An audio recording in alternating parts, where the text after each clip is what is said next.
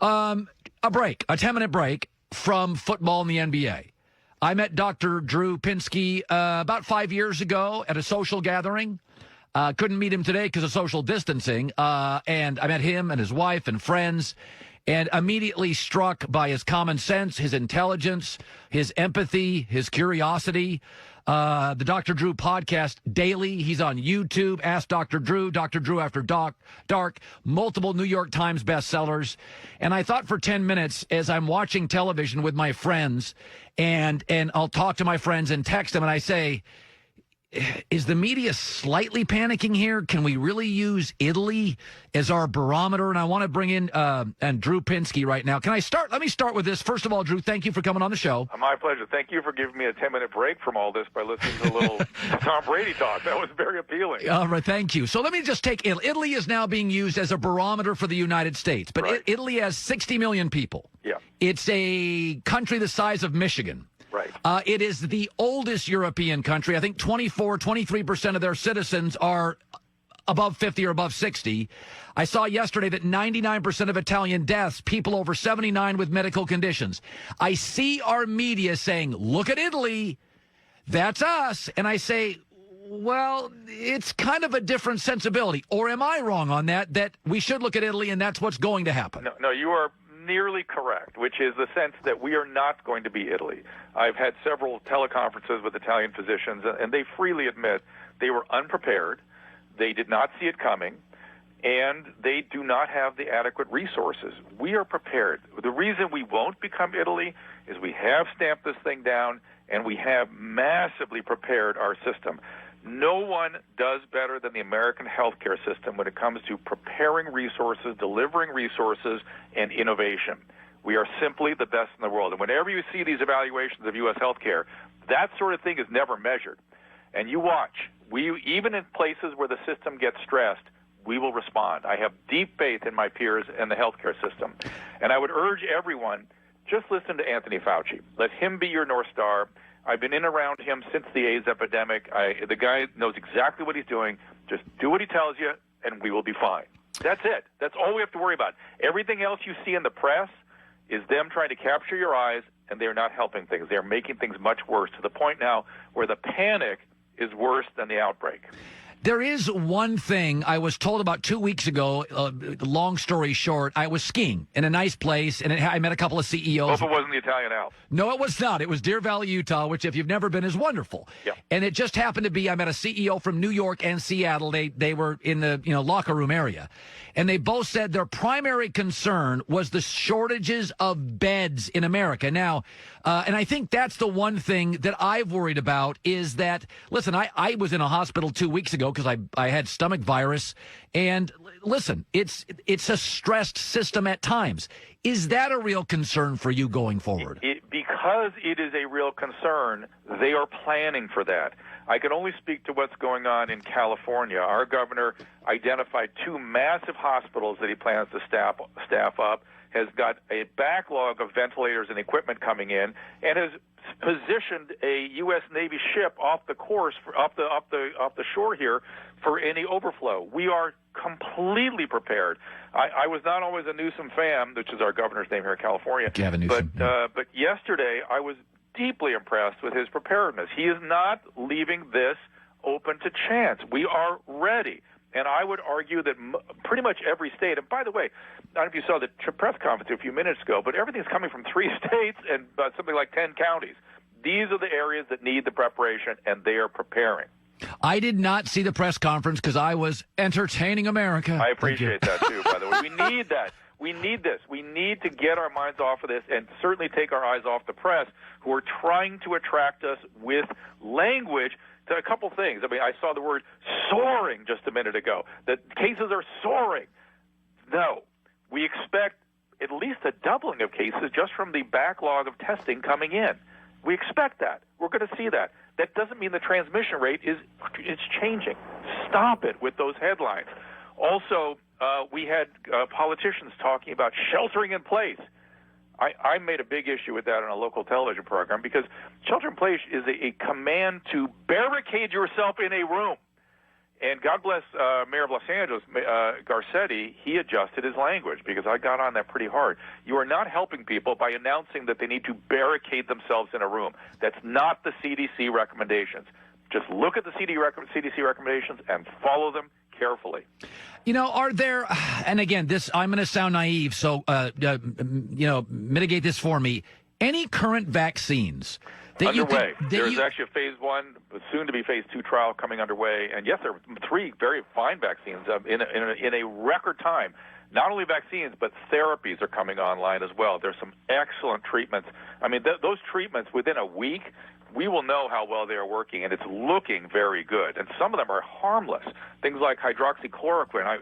I have a case right now that I'm watching pretty carefully. If she has a recurrence, I'm putting her on the Plaquenil because it really dramatically decreases the amount of viral production.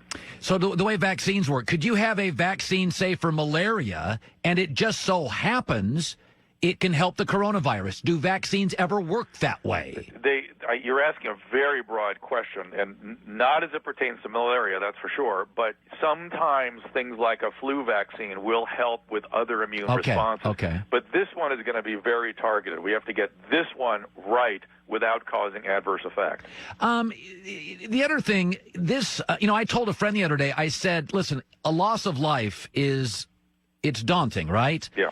For any family. Yes. But this, although anybody can contract this, Dr. Drew, it does appear to be affecting, in terms of fatalities, older people. I saw a story yesterday in Italy where 79 years old was the average, where 99% of the people passing were 79 or older. So is this rare, where a virus, it can be contracted by anybody, but in terms of who it's affecting, the deceased, it appears to be a specific 75-plus compromised physical health group? Yes, it does. That's not saying that that's the only group that needs hospitalization or intensive care. It's the group that dies, number one. Well, let's compare it to other viruses. It's always problematic to compare epidemics, but let's just talk about other epidemics. Our last pandemic was in 2009. It was the H1N1 swine flu. Yeah. Infected 1 billion people, killed 500,000, primarily 40 to 60-year-olds. So that one was different in that way.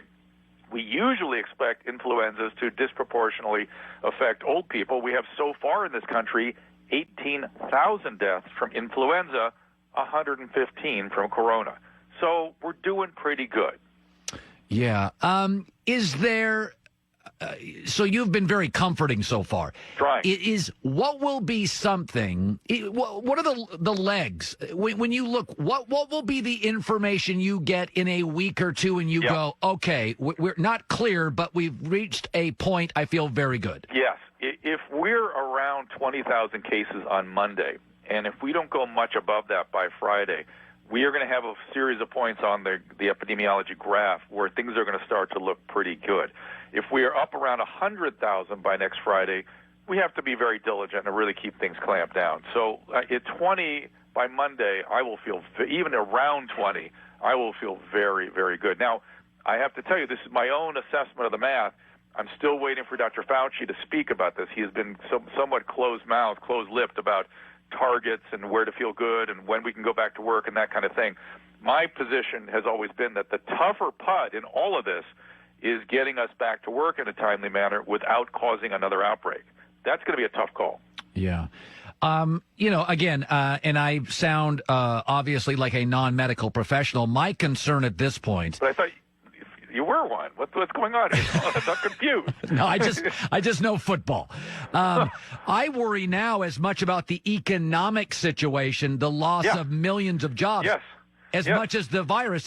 So, again, I don't want to sound that I'm lacking empathy, but the economic situation frightens me. So every time a medical personnel makes an intervention, we are charged with the credo of do no harm. So we always do a risk-benefit analysis. Once we do an intervention, what are the potential adverse effects we have caused? And we weigh these things. It's not just we go, clamp this thing down, control the virus, without also considering all the potential effects on other aspects of our lives, other aspects of our health care, other aspects of our well-being. And a lot of that has been sacrificed right now, and that needs to be considered very highly. I think some areas have gone too far, and are adversely affected. I've been critical of the language people are using. Yes. And I've been critical of some of the excesses that local measures are taking, and I keep advocating just follow Dr. Fauci. Just follow him. He knows what he's doing. You don't necessarily have to go beyond that. However, to the extent that we have, it's incumbent on all of us to be good citizens and do whatever the local measures are we're being asked to do. Yeah, I'm a little discouraged by the hoarding of food at grocery stores. Oh, hey, listen, in Los Angeles now, people have started stealing from people as they come out of the grocery store. Wow. Yeah, it's not good. The Dr. Drew podcast daily with Adam Carolla. Ask Dr. Drew, Dr. Drew After Dark, YouTube, Facebook, Twitch, author of New York Times bestsellers. Such a pleasure. You're so busy and taxed on the requests. It's good to talk to you. I just want people to know we're looking out for their well-being. Don't get into the spin on social media. Take your eyes off the television a bit. Don't listen to the crazy rhetoric that is designed to capture your eyes and scare you. We're going to do fine if we follow Dr. Fauci's recommendations. Things are looking good right now. It's a challenge. It's a serious situation. But we don't want to do too much harm to our lives where we have problems coming back. That's the navigation, threading that needle properly. You know, we are good at challenges in America, Dr. Drew, and I told friends this. I said, this, and I said this, post 9/11, our aviation standards went up in terms of security, and I think post-corona, we will be more prepared for the next virus, which, by the way, it could be a virus that attacks our children. Yes, it could be way worse. And we will. The good news about a crisis like this is we will evolve. We are evolving. We are increasing telemedicine, where kids are learning how to get taught from home. We are re-entrenching with our families. We are starting to look at our priorities and values. It's not going to be a pure negative. We will come out of this evolved in ways that will benefit us, and certainly next flu season we will take it more seriously and wash our hands in social distance, which we've been trying to get people to, and get your flu shot, which we've been trying to get people to do forever. Yeah, new normals. Yep. Actually. Drew, thank you so much. Hi, everybody. Thanks for watching. Subscribe here to get the latest from the show.